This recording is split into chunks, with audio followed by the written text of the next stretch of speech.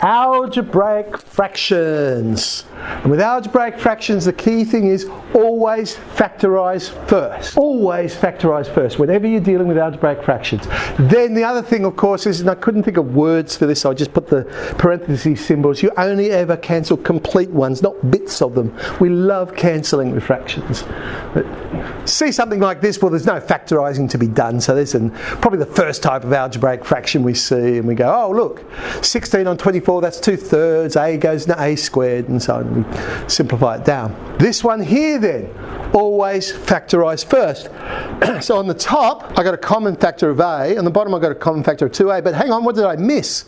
Oh, p squared minus q squared, that factorises as well. Now I only cancel complete things, but look, p minus q, they're both the same completely. Bang, I can cancel that. A is the same, so I end up with p plus q on 2. Multiplication, oh hang on, multiplying fractions together, what do I have to consider here? What would I do first here? Anyone? Thank you. Factorise, of course, I just told you, always factorise first. So, factorise, but the question is, which one did I factorise first? Because those two I don't need to, I'll just put parentheses around them. Which one do you reckon I went with first? The 9x squared minus 1, or which one would you go with? Would you go with the 9x squared minus 1 first, or would you go with that? What did I do? Yeah, I did too. I did the one on top. 3x plus 1, 3x minus 1, and then my quadratic 3x minus 1. Oh, there's so much cancelling.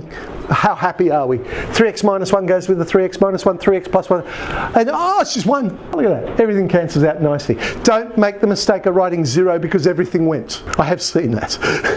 Right, it's 1. The answer's 1. Uh-oh. Division though, what do we do first now? Anyone? What do you want to do? No, factorise. You always factorise first. Alright. Although I will concede I did flip it at the same time. So, yep. And let's see, there we go. B outside of a minus 2b, and that's a minus 2b squared. So we've got some cancelling that happens with that one. Bingo, there's our answer. Subtracting fractions. Hang on, that's got a different rule as well. What do I do first here? Anyone? What do you think it is? Of course it is. You always factorise first. Always factorise first. Done. But now, of course, we have to create a common denominator. There's my common denominator. How do I work it out? That's what I think. If it's not there, put it down. What? If it's not there, put it down. So I just run along the bottom of the problem. A, it's not there, I'll put it down. A minus 1, it's not there, put it down. A, oh, it's already there, don't have to worry about it. A plus 1, it's not there, put it down. There's my denominator. That's going to be the simplest denominator I can come up with. Then I need to create the numerator, and I say to me, hey, what's different? What happened? Well, hang on, this was the denominator, now what's different? Oh, originally we had a minus 1, it's now a minus 1, a plus 1, so that's what I multiply the top by, it becomes a plus 1 squared, minus what's different? Well, it's the factor of a minus 1 that's different now, so I'll multiply that and I get minus a minus 1 squared. Now before I can cancel, everything has to be completely factorised, because you always factorise first. But now I've got a numerator that's not factorised. There's different ways I could approach it.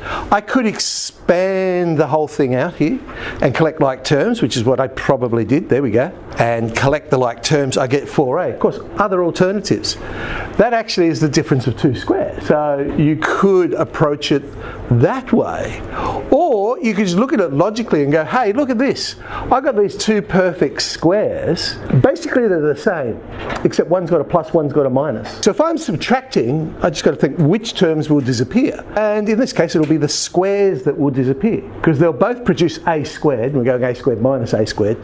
They'll both produce positive 1, we're going 1 minus 1. So essentially what we'll end up with, instead of twice the product, we'll end up with 4 times the product, 4a. If you notice those sort of patterns, you can save yourself time. But as I say, you can always just expand the whole thing out to make sure, if you're a bit unsure, you'll get the answer.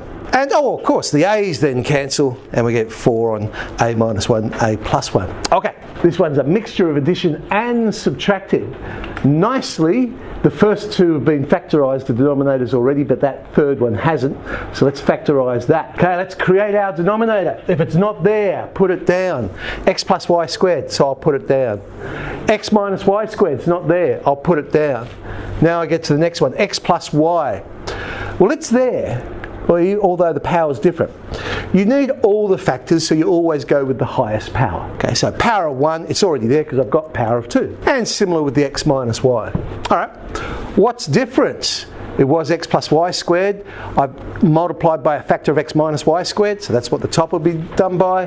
Plus the next one, I've multiplied by a factor of x plus y squared. And then the last one, I've multiplied by the factors x plus y, x minus y. Yep, I could expand the whole thing out, and then I'll end up with 4y squared. But again, you could look at this logically and go, I got a perfect square plus a perfect square.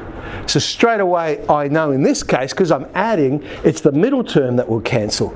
So I've got 2x squared plus 2y squared, but now I've got minus 2 lots of the difference of 2 squares. So I'm going to subtract 2x squared, so now those x squareds are gone. But then the y squared, minus minus is a plus, I'm going to add another 2y squared, I'll get 4y squared. Is it easier just to expand the whole thing out? Maybe. Right? Patterns though, patterns. Remember, essentially maths is the science of patterns. That's what maths is. So we try and find patterns. If we can find them, usually it's going to create a quicker way of doing it.